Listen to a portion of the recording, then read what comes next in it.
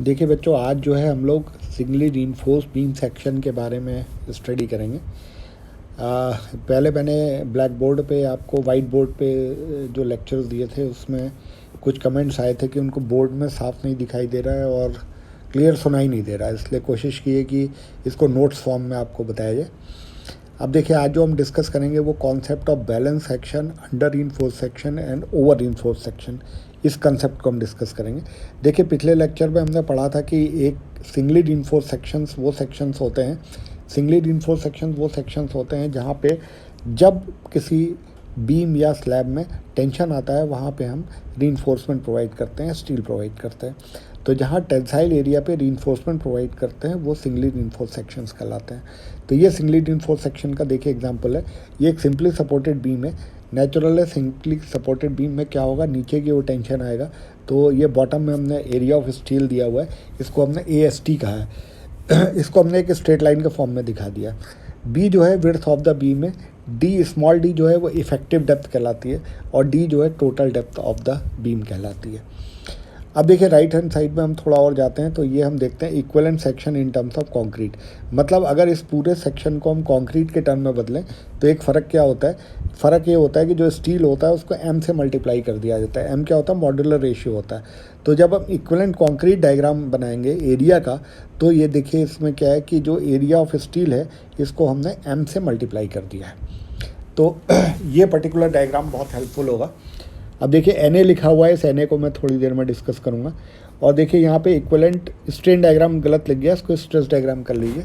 ये stress diagram में क्या है, देखिए ऊपर जो है सिग्मा CBC है। सिग्मा CBC क्या है, allowable bending stress in concrete in compression, और सिग्मा ST क्या है, वो अलाउबल स्ट्रेस इन स्टील है। M क्या है, मॉड्यूलर रेशियो है। NC और D माइनस NC, ये दो चीज़ें लिखी हुई हैं। तो ऊपर से हम NC नाप रहे हैं तो टोटल डेप्थ चूँकि D है तो नीचे वाला पोर्शन D माइनस NC है। देखिए इन दोनों दो डायग्राम में हमें दो न्यूट्रल एक्सेसेस मिलते हैं। न्यूट्रल एक्सेस क्या होता है, न्यूट्रल एक्सेस वो एक्सेस होता है जहाँ पे जो स्ट्रेस होती है वो 0 होती है, या स्ट्रेन जो होता है वो सेक्शन में 0 होता है। अब देखिए इसमें दो न्यूट्रल एक्सेस हम RCC में निकालते हैं, और एक एक्सेस न्यूट्रल एक्सेस का नाम होता है क्रिटिकल न्यूट्रल एक्सेस। तो क्रिटिकल न्यूट्रल एक्सेस को हम CNA भी कहते हैं, और CNA जो होता है क्रिटिकल न्यूट्रल एक्सेस, इसको स्ट्रेस डायग्राम से निकाला जाता है। स्ट्रेस डायग्राम मतलब ये जो पहले डायग्राम बनाए इस मदद की डायग्राम से जो NC निकालते हैं, ये NC जो है क्रिटिकल न्यूट्रल एक्सेस कहलाता है। तो अब देखिए इसी डायग्राम को हमने यहाँ रिट्रेट किया हुआ है। तो देखिए NC ये क्रिटिकल न्यूट्रल एक्सेस की डेप्थ है। ऊपर जो है जो स्ट्रेस है वो सिग्मा CBC है, अलाउबल स्ट्रेस इन, ये देखिए allowable stress in bending in concrete, और नीचे है सिग्मा ST/M, मतलब allowable stress in steel divided by modular ratio. अब देखिए ये दो सिमिलर ट्रायंगल्स हमको मिल रहे हैं बच्चों। इस दो सिमिलर ट्रायंगल्स हमको मिल सकता है sigma CBC upon NC is equal to sigma ST/M upon D minus NC। Suppose कर लीजिए कि हम एक ग्रेड लेते हैं जिसमें हम स्टील का ग्रेड लेते हैं माइल्ड स्टील, जिसको Fe250 कहते हैं, और कंक्रीट का ग्रेड हम लेते हैं M15। तो सिग्मा CBC की वैल्यू M15 के लिए होती है 5 MPa और सिग्मा ST होती है 140 MPa। तो यदि हम इसको कैलकुलेट करते हैं, देखिए इसको कैलकुलेट करते हैं, तो sigma CBC upon NC is equal to sigma ST upon M into D minus NC। Sigma CBC की जगह हम 5 ले लेते हैं, सिग्मा ST की जगह हम 140 ले लेते हैं, M की जगह हम लेते हैं कि M कितना होता है 280 अपॉन 3 सिग्मा CBC, ये पहले हम पढ़ चुके हैं। तो M की वैल्यू यदि हम यहाँ पुटअप करते हैं तो देखिए ये सिग्मा CBC ऊपर आ जाता है और सिग्मा 280 नीचे आ जाता है। यहाँ से देखिए सिग्मा CBC और सिग्मा CBC कैंसिल हो जाता है, और इसको हम अगर क्रॉस मल्टीप्लाई करें और सिग्मा ST का मान निकालें तो NC का मान जो है 0.4D आता है। एक इम्पॉर्टेंट इन्फ्रेंस इसमें ये निकल के आता है कि जब हम देखिए सिग्मा CBC और M का मान रख रहे हैं तो ऊपर देखिए दोनों सिग्मा CBC भी आ रहा है, और राइट हैंड साइड में भी जो ग्रीन लिखा है सिग्मा CBC आ रहा है, ये कैंसिल हो जाता है। इसका मतलब ये हुआ कि जो न्यूट्रल एक्सेस NC होता है वो डिपेंड करता है सिर्फ ग्रेड ऑफ स्टील पे it is independent of the grade of concrete. देखिए एनसी यहाँ हमने लिखा है independent of the grade of concrete, मतलब जो क्रिटिकल न्यूट्रल एक्सेस होता है ये किस चीज़ पे डिपेंड करता है, ये स्ट्रेस ऑफ स्टील पे डिपेंड करता है, ना कि ग्रेड ऑफ कंक्रीट पे डिपेंड करता है। तो बच्चों देखिए अब हमने आपको एक छोटा सा आपको वर्कआउट दे दिया कि आप Fe250 स्टील के लिए और Fe415 के लिए, M15, M20 और M25 के लिए क्रिटिकल न्यूट्रल एक्सेस निकालेंगे। क्रिटिकल न्यूट्रल एक्सेस कैसे निकालेंगे, इक्विवेलेंट स्ट्रेस डायग्राम की सहायता से निकालेंगे और दो समानांतर त्रिभुज या इक्विवेलेंट ट्रायंगल की हेल्प से या दो सिमिलर ट्रायंगल की हेल्प से आप इसको निकालेंगे। तो ये चीज़ आप निकाल लीजिएगा और इस जो हमने खाली स्थान छोड़ा उसको आप भर लीजिएगा। तो ये आपको करना है। तो पहला स्टेप हमने क्या लिया कि हमने जो डिस्कस किया आपसे क्रिटिकल न्यूट्रल एक्सेस। एक चीज़ याद रखने वाली बात है कि क्रिटिकल न्यूट्रल एक्सेस जो हम किससे निकालेंगे, इक्विवेलेंट स्ट्रेस डायग्राम से निकालेंगे। ठीक है, तो यहाँ पे देखिए दो फिगर हमने दिखाए, एक इक्विवेलेंट स्ट्रेस डायग्राम दिखाया है और एक हमने दिखाया है इक्विवेलेंट कंक्रीट एरिया डायग्राम। तो कंक्रीट एरिया डायग्राम से हम एक्चुअल न्यूट्रल एक्सेस निकालते हैं और concrete stress diagram, equivalent stress diagram से हम क्या निकालते हैं, क्रिटिकल न्यूट्रल एक्सेस निकालते हैं। तो बच्चों देखिए क्रिटिकल न्यूट्रल एक्सेस हमने निकालना देख लिया, अब हम एक्चुअल न्यूट्रल एक्सेस निकालना देखते हैं। तो अगले पेज में जाते हैं। देखिए अगले पेज में ये हम देख रहे हैं critical neutral actual neutral access. तो एक्चुअल न्यूट्रल एक्सेस में हमको एरिया देखना है। देखिए कंप्रेशन का एरिया एक्चुअल न्यूट्रल एक्सेस की डेप्थ अगर मैं NA मान लूँ तो कंप्रेशन एरिया कितना हो जाएगा, B इंटू NA ये हो जाएगा। और टेंसाइल एरिया कितना हो जाएगा, AST एरिया ऑफ स्टील है, चूँकि इक्विवेलेंट डायग्राम है इसलिए M इंटू AST कहेंगे, ये इक्विवेलेंट कंक्रीट एरिया हो गया। M इंटू AST क्या हो गया, ये टेंसाइल एरिया हो गया कंक्रीट का। कंक्रीट चूँकि न्यूट्रल एक्सिस के नीचे की स्ट्रेंथ को निगलेक्ट कर दिया जाता है इसलिए केवल स्टील के एरिया को ही हम इक्विवेलेंट कंक्रीट एरिया में बदलते हैं।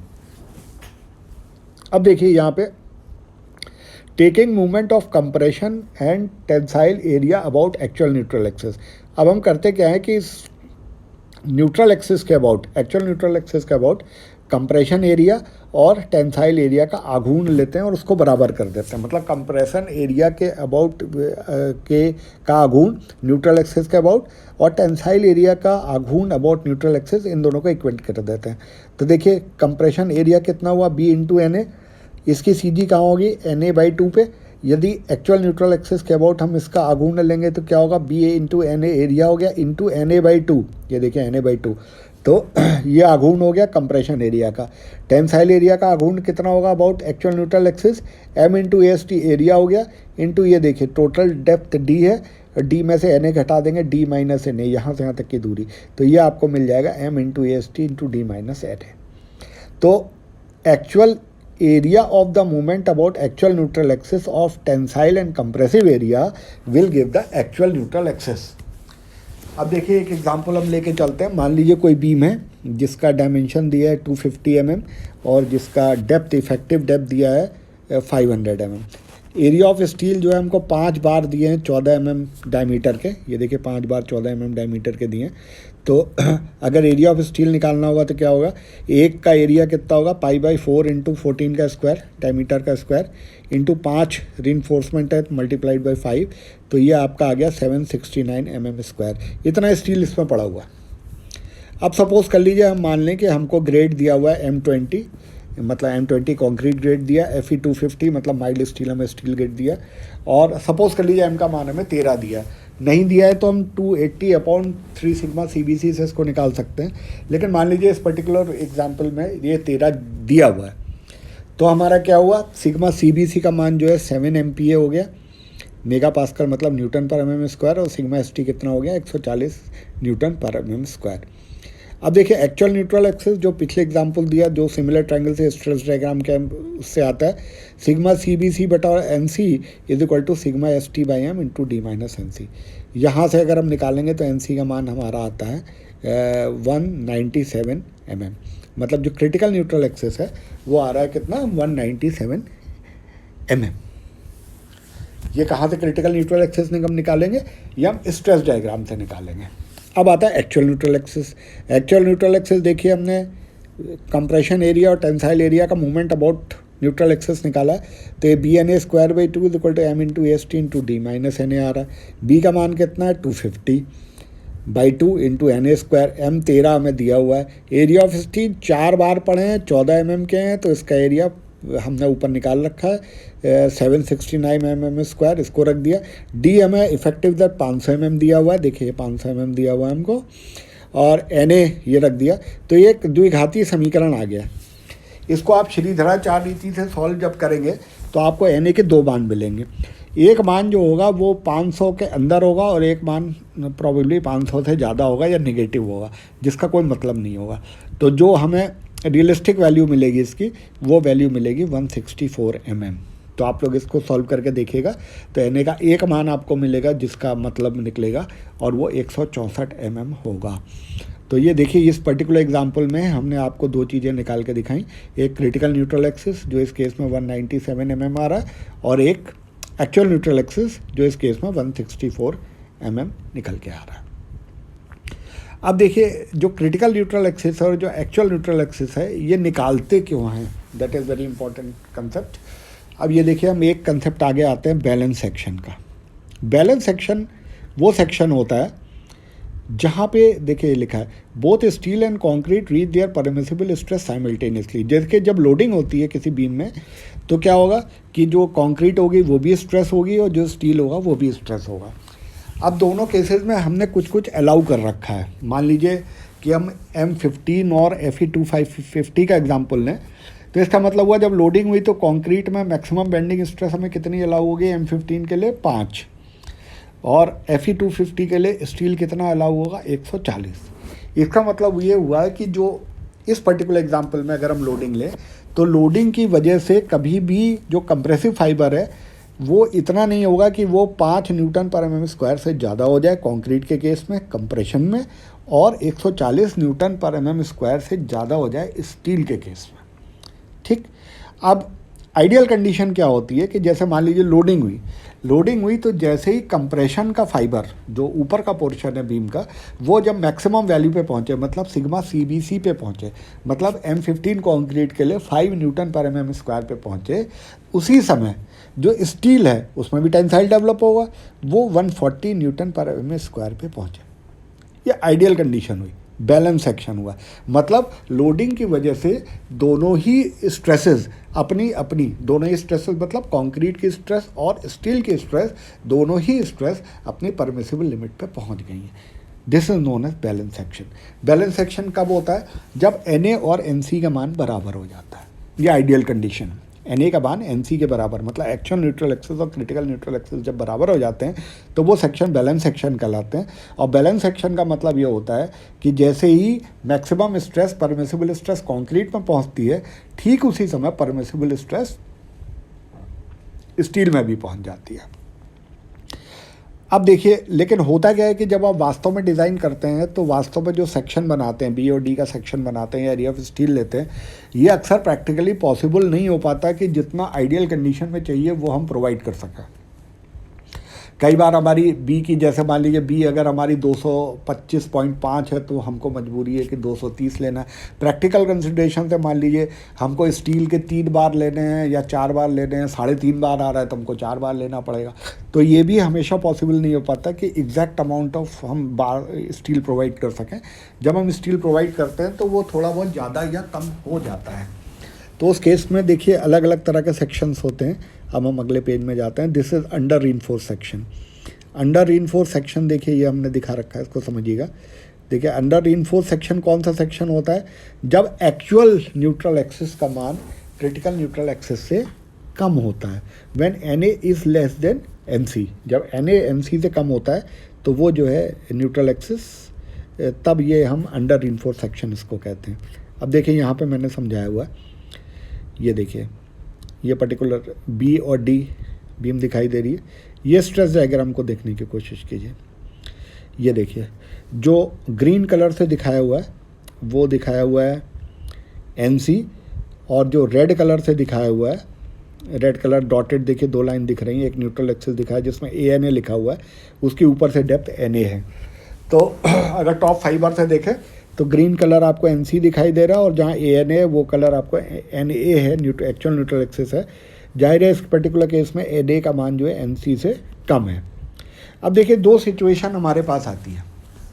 हम ये मान लें कि कंक्रीट, अगर पहला केस देखिए 1 रेड कलर में दिखा है पहला केस, अगर हम ये मान लें कि जो कंक्रीट है वो पूरी सिग्मा CB तक स्ट्रेस हो रही है, मतलब M15 के लिए वो 15 न्यूटन पर mm² तक स्ट्रेस हो रही है, तो इसको अगर हम बढ़ाएंगे तो देखिए NA से अगर वो लेते हुए जाएंगे, NA ये दिया हुआ रेड कलर में, अगर हम रेड कलर की डॉटेड लाइन ले जाएंगे तो नेचुरल है ये जो ट्रायंगल मिलेगा वो सिग्मा STA/M से ज़्यादा वैल्यू होगी।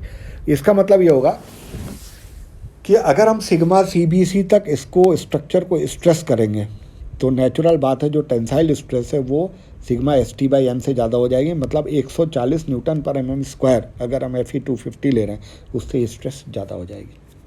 सेकंड ऑप्शन क्या हो सकता है कि हमने सिग्मा ST/M को, मतलब स्टील को हमने 140 ले लिया, स्टील को 140 ले लिया, देखिए अभी हमने रेड कलर से इसको ज्वाइन किया तो ये सिग्मा CBC से कम आ रहा है, सिग्मा CB से कम आ रहा था, 5 न्यूटन पर mm² से कम आ रहा है।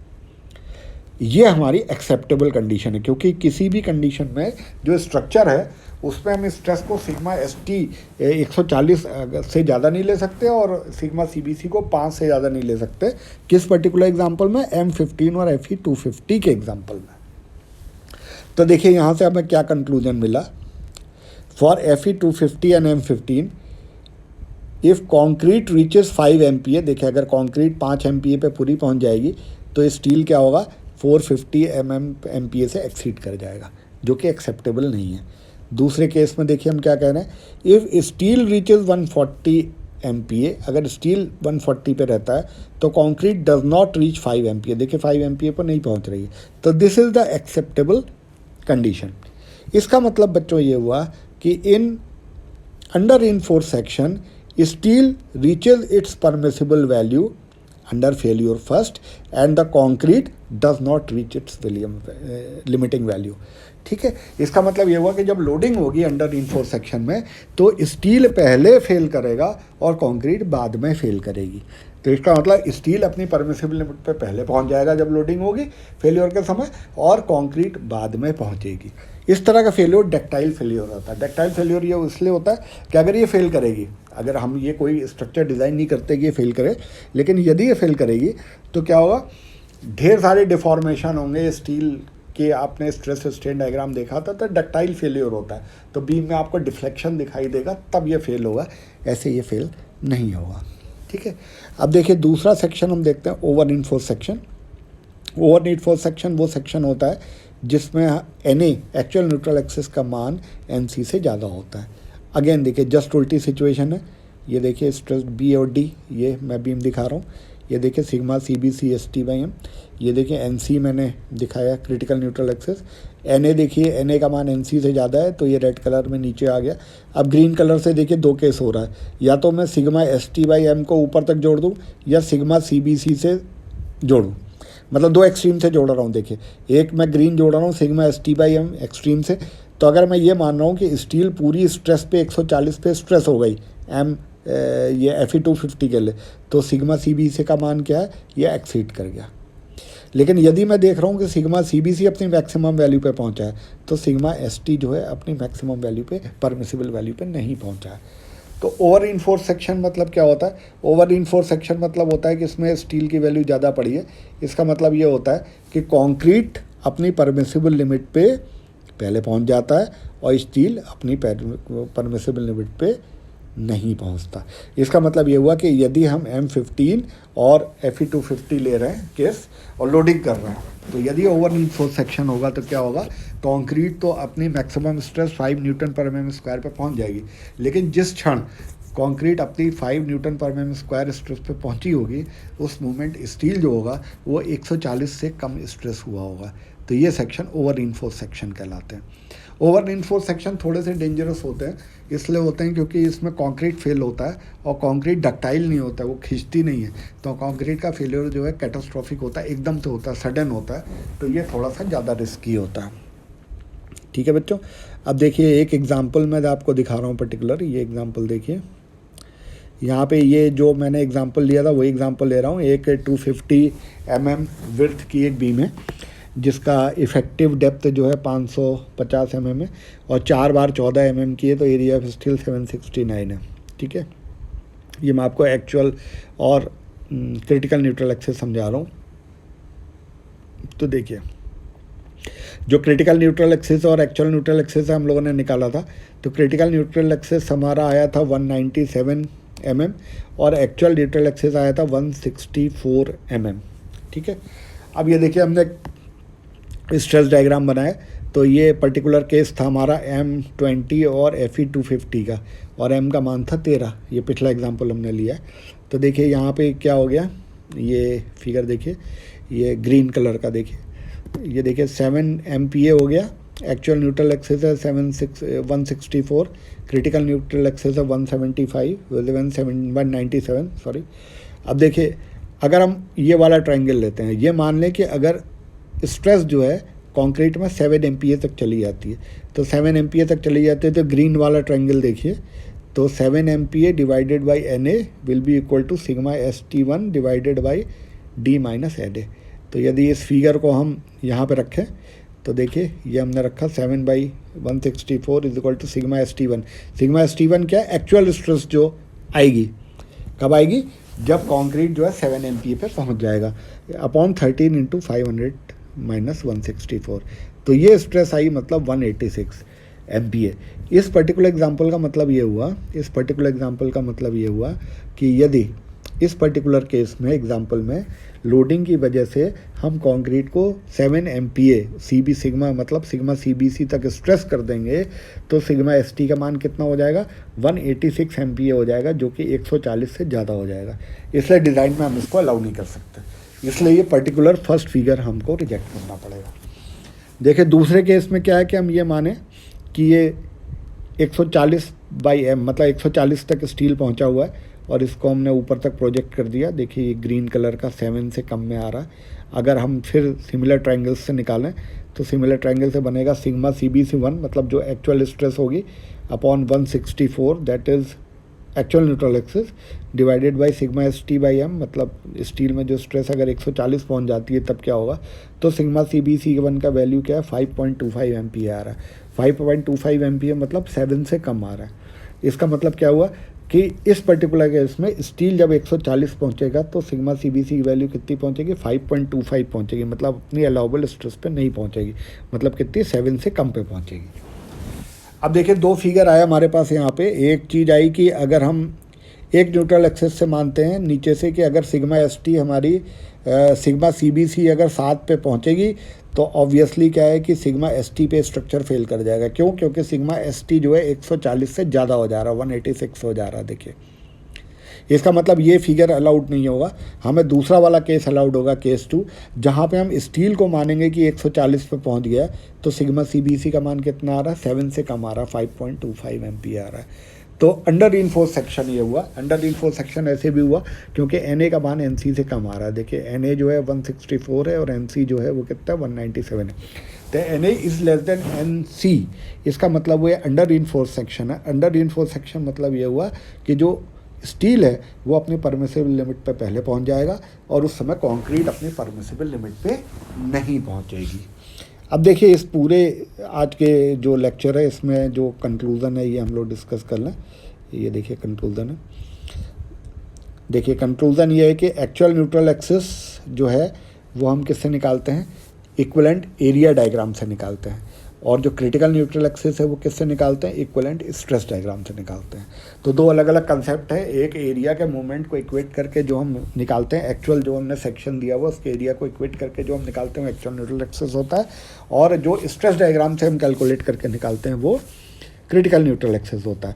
और इन दोनों एक्सेस को कंपेयर करके हम ये बता सकते हैं कि सेक्शन हमारा बैलेंस सेक्शन है या अंडर रीइंफोर्स्ड है या ओवर रीइंफोर्स्ड सेक्शन है। तो अगर Na का मान NC के बराबर आता है तो हम इसको बैलेंस सेक्शन बोलते हैं, Na का मान NC से कम होता है तो हम इसको अंडर रीइंफोर्स्ड सेक्शन कहते हैं, और Na का मान NC से अगर अधिक होता है तो हम इसको ओवर रीइंफोर्स्ड सेक्शन कहते हैं। तो देखिए आज हमने जो स्ट्रक्चर है फिर से रिकैप कर लें कि हमने जो देखा वो ये देखा कि किस तरीके से हम सेक्शन को सिंगली रीइंफोर्स्ड सेक्शन में क्रिटिकल न्यूट्रल एक्सिस निकालते हैं, किस तरह से एक्चुअल न्यूट्रल एक्सिस निकालते हैं, और किस तरह से हम सेक्शन को अंडर रीइंफोर्स्ड, ओवर रीइंफोर्स्ड या बैलेंस सेक्शन डिक्लेयर करते हैं। तो बच्चों आज आप इसकी प्रैक्टिस कर लीजिएगा, फिर हम और इसको पढ़ लीजिएगा, लाइन बाय लाइन पढ़ लीजिएगा नोट्स, और फिर हम नेक्स्ट सेशन में इस पे और डिस्कस करेंगे।